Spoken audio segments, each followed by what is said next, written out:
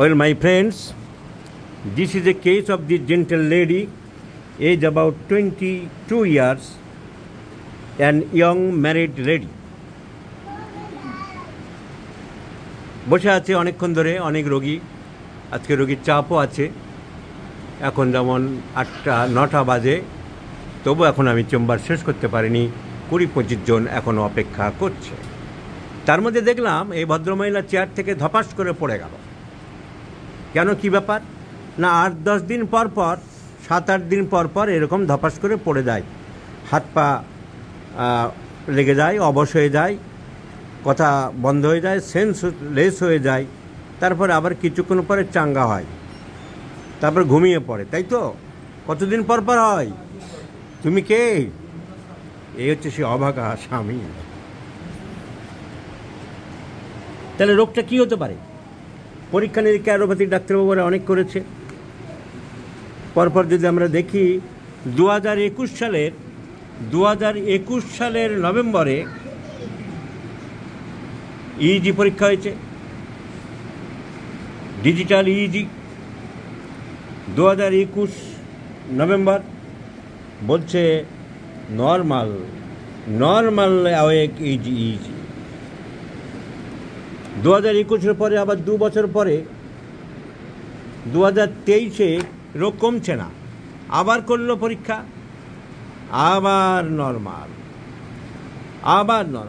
আবার 2024 আবার কেউ অ্যাডভাইস দিল যে এমআরআই অফ ব্রেন করো। তা অনেক টাকা খরচা গেল, রিপোর্ট নর্মাল। তাহলে প্রত্যেকবারের ইইজি রিপোর্ট, এমআরআই, ব্রেন সব নর্মাল। তা যখন এগুলো সব নর্মাল দেখলাম, আমি কনফার্ম হয়ে নিলাম। এগুলো দেখার আগেই অবশ্য আমি লিখেছি আমার প্রেসক্রিপশানে হিস্টিরিয়া। এগুলো দেখার আগে লিখেছি কি না?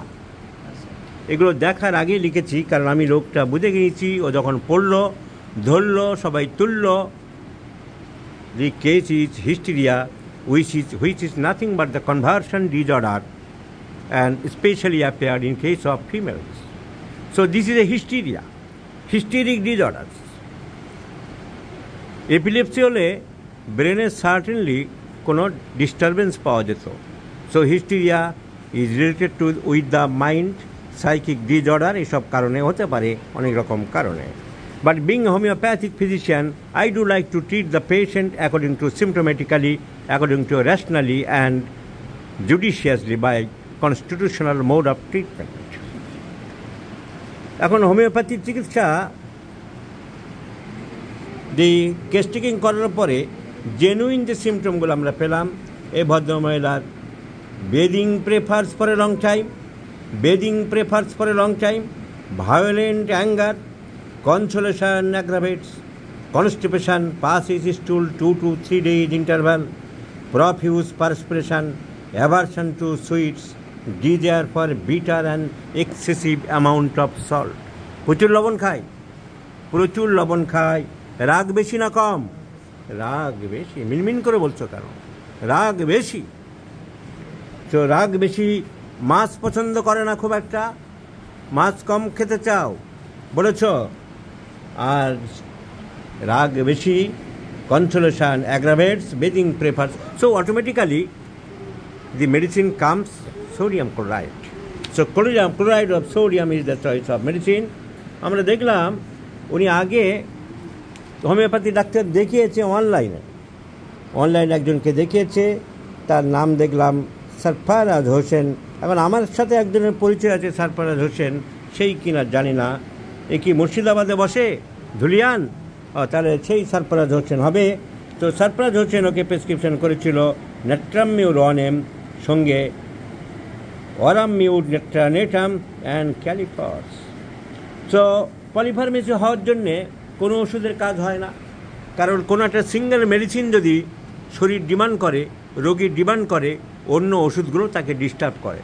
একটা মাঠে 100 মিটার দৌড় হচ্ছে প্রতিযোগিতা, একজন ফার্স্ট হবে রেডি হয়ে আছে, সে যাচ্ছিল দৌড়ে, কিন্তু পাশ থেকে আরও দুজন যদি বাঁ দিকের হাত আর ডান দিকের হাত টেনে ধরে, তাহলে তার আর ফার্স্ট হওয়া হয় না, তার ওখানেই চিৎপটাং হয়ে যেতে হয়। তাই এই পলিফার্মেসিগুলো করার জন্যে আর কোনো কাজ হয় না। সো এরপরে আরও কিছু প্রেসক্রিপশন আমরা দেখলাম। ফলে কী হলো, কাজ না হওয়ার জন্য এরা ওষুধ চটপট পাল্টে ফেলে। আরও কয়েকবার দেখলাম ইগনেশিয়া, ক্যালিফস এসব নানান রকম পড়েছে, কিন্তু কাজের কাজ কিছু হয়নি।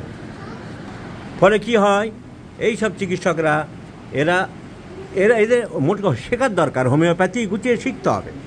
এই সরফরাজ হোসেন আমার কাছে এসেছে কয়েকবার, কিন্তু আরও অনেকে যেভাবে শিখতে চায়, যেভাবে মন দিয়ে আরও বেশি জ্ঞান অর্জন করতে চায়, এদের সেইটুকু ধৈর্য নেই। আমার কাছে অনেকেই এসে আবার নিজেকে রাতারাতি, সরফরাজ হোসেন তো 2-4 দিন এসেছিল রোগী নিয়ে, কিন্তু আমি দেখেছি আরও অনেকে মাসের পর মাস থেকেছে, কিন্তু তারপরে হঠাৎ রাতারাতি বড় ডাক্তার হওয়ার নেশায় আর যোগাযোগ করেনি। বিজ্ঞাপন দিল, আমার চেম্বারে 5টা লোক বসিয়ে চেম্বার ফেটে যাচ্ছে, দেয়াল দেখুন ভেঙে যাচ্ছে, এইসব করে টোরে আলটিমেটলি লাভ কিছু হয় না, রোগী সারাতে পারে না, ঠোঁটে জগন্নাথ হয়ে কদিন পরেই বসে থাকে। তো শিখতে হবে। তারপরে সরফরাজ হোসেন আমি দেখলাম ইগনেশিয়া দিল, ইগনেশিয়ার কোনো সিমটমই নেই। অরামমিউর দিল, অরামমিউর, ন্যাট্রোনেটাম, ক্যালিফস। তো এই ধরনের পলিফার্মেসি করে এরা আমার সাথে যুক্ত আছে, আমার কনস্টিটিউশনাল ট্রিটমেন্ট দেখছে, সিঙ্গেল মেডিসিন দেখছে। তারপরে যদি 3টে ওষুধ দেয়, আর তার থেকে বড় কথা কোনো ওষুধের সিমটম মিলছে না, যেখানে ছবির মতন পিকচার আছে, অনেকক্ষণ ধরে বেদিং প্রেফার্স টার্ন করতে চায়, রাগ বেশি, কনসোলেশনে বাড়ে, constipation, profuse perspiration, aversion to fish, desire bitter salt, তাহলে এইরা চিকিৎসকরা এরাও অনলাইনে এদের খবর পেয়ে ফিসটিজ একটু কম দেখছি, সেই জন্যে দৌড়ে ছুটি করেছে।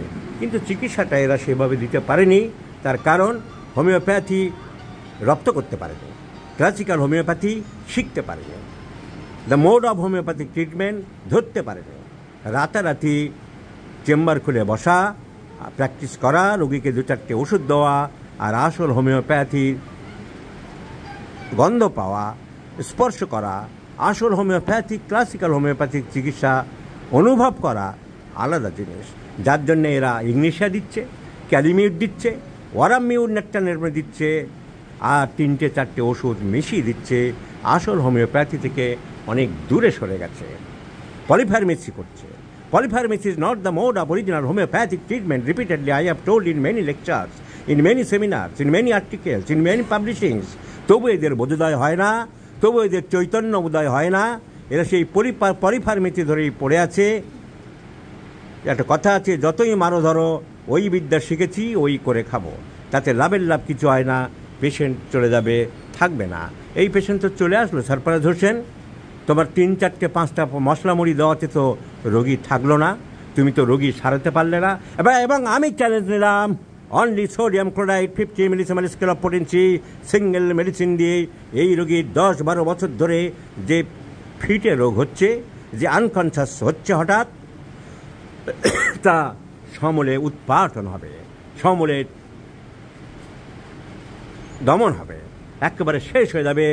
পরের বারে আমি ভিডিও দেখাবো এর সম্পূর্ণভাবে আর ফিট হয়নি, কারণ হোমিওপ্যাথি গণিতের মতন সত্য। ভুল যদি হয় তা চিকিৎসকদের হয়, হোমিওপ্যাথিক ঔষধের হয় না। So I have taken this case as a challenge. I have accepted once again the challenge, and this gentle lady will be cured by this single medicine. Please remember this video number, my friends. I shall share you the result after 3 months.